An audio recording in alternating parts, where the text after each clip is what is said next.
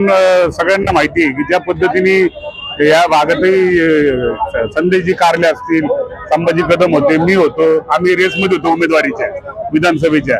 पण ज्या पद्धतीने संजय राऊतांनी तिकीट विकून धंदा केला, त्यांचा धंदा वाढवलेला, व्यवसाय वाढवला, की त्यांना लोकसभेच्या ज्या पद्धतीने यश भेटलं ते हवेत गेले आणि त्यांना वाटलं आपण विधानसभेला धंदा करू। त्यामुळे त्यांनी श्रीगोंद्याची उमेदवारी विकली, नगर शहराची उमेदवारी विकली, पारनेरची उमेदवारी विकली। त्याच्यामुळे हा प्रॉब्लेम झालेला आणि त्यांना कंटाळून सगळे शिवसैनिक जे आहेत ते शिंदे साहेबांच्या सेनेत चाललेले।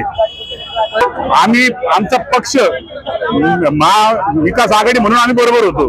त्याच्यानंतर आम्हाला प्रत्येक सगळ्याच गोष्टी राष्ट्रवादीला पाहिजे असं काही गरजेचं नव्हतं। ही सेनेची जागा होती, नगर शहर होतं, पारनेर होतं, श्रीगोंदा समजा ठीक आहे, पण आहे निष्ठा म्हणता, निष्ठा संजय राऊत लोकांना निष्ठा शिकवतो।